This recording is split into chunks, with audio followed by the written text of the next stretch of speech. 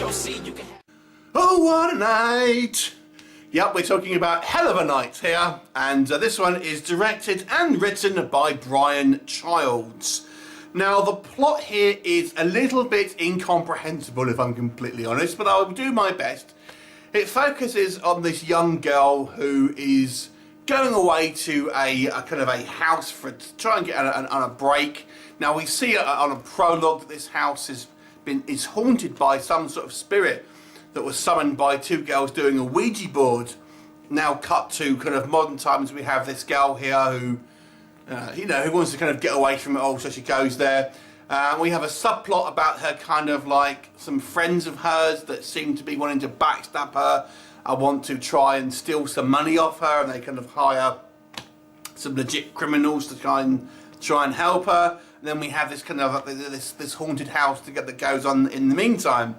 So let's talk about Hell of a Night.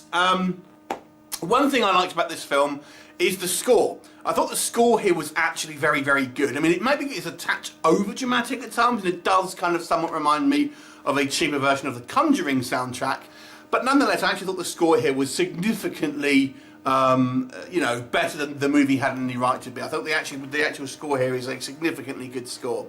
Second thing I would say is I think the camera work here is surprisingly confident. I mean, there is actually some real artistry in regards to some of the photography here, and the cinematography is absolutely fantastic, I would say, for the most part. And for the kind of the budget of film that it is, I think it's incredibly well shot.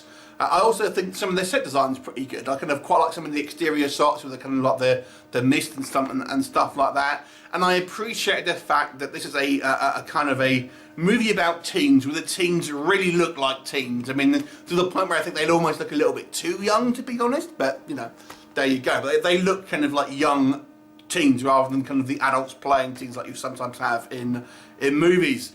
But what doesn't work for me, let's talk about that. So the plot, to be honest with you, is just all over the place. It just doesn't make any sense. And there's some significantly poor editing on this movie. I mean, I won't give any spoilers away, but there's just, for example, a scene where one of the friends, this blonde girl, seems to just arbitrarily committed murder, and it's like, wherever. Just literally, it's just silly, and there's nothing to. So there's no build up to that. It just happens, and then just like whatever. And I said, when did you become this cold-blooded killer and stuff like that? Doesn't make sense. There's just kind of scenes here with no characterization, or very little characterization, and then just a bizarrely written movie that is just incomprehensible to anyone outside of this production. I've said this in a few reviews. I do feel that the problem sometimes I see with low-budget horror films, and not just horror films, but low-budget films in general sometimes, is that when they're trying to have certain plot elements in place, people involved in films intimately know what is supposed to happen. But when you're watching it from a third party, nothing to do with the production, you're thinking, that doesn't make sense. But because the writer, the director's there explaining what's going on, everyone who involved kind of gets it. But when you're watching it as an outside person, it just seems like a mess, and this is what this is. The other thing I have to say that was the first thing that actually put me off in this film was the terrible ADR. So obviously when they've recorded the scenes with the actresses and the actors and all that, the audio hasn't been picked up very well, so they've had to ADR a lot of the lines, and it sounds so phony. As in when you have two people talking in like an exterior, it definitely does not sound like that's kind of in an outside space, if that makes sense. So the dialogue here, it just sounds really kind of unnatural, is the best way I can describe it.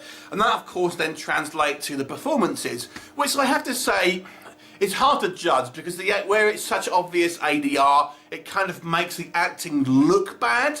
Although I don't know if it actually is, if I'm honest. I don't think the acting is necessarily bad here, but because of the ADR, it just seems like that, and I just think some people will watch this and think, oh, bad acting.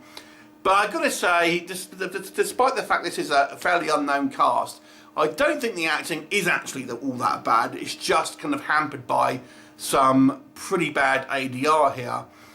In regards to some of the kind of the ghostly effects, it's just, someone standing there.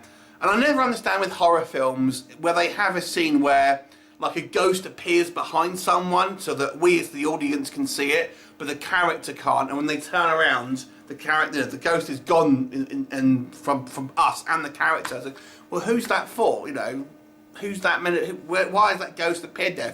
For us as the audience? You know, doesn't make sense. I mean, that's just a little nitpick maybe, but that's a real horror trip. That one of these things that bugs me a little bit. But overall, I've got to say, this is a poorly constructed film. The narrative is just all over the place and doesn't make a lick of sense, unfortunately. Characters just seem to kind of like make very kind of left-turn character choices. There's characters that seem to be introduced and nothing done with them. So it just seems like this is maybe has been a bit of a hack job, and more was added and it's just been hacked up and kind of pieced back together and doesn't make a lot of sense, unfortunately. So it's not one to particularly recommend, although I do feel there are some technical elements here that do prove that maybe the behind and technical side of stuff outside of the ADR isn't actually too bad here. But the creative and the narrative forces behind this film leave a lot to be desired to me. So I want to give this one a 4 out of 10. Have you seen it? What did you think of it? Leave me a comment and I'll look forward to seeing you next time. Bye for now.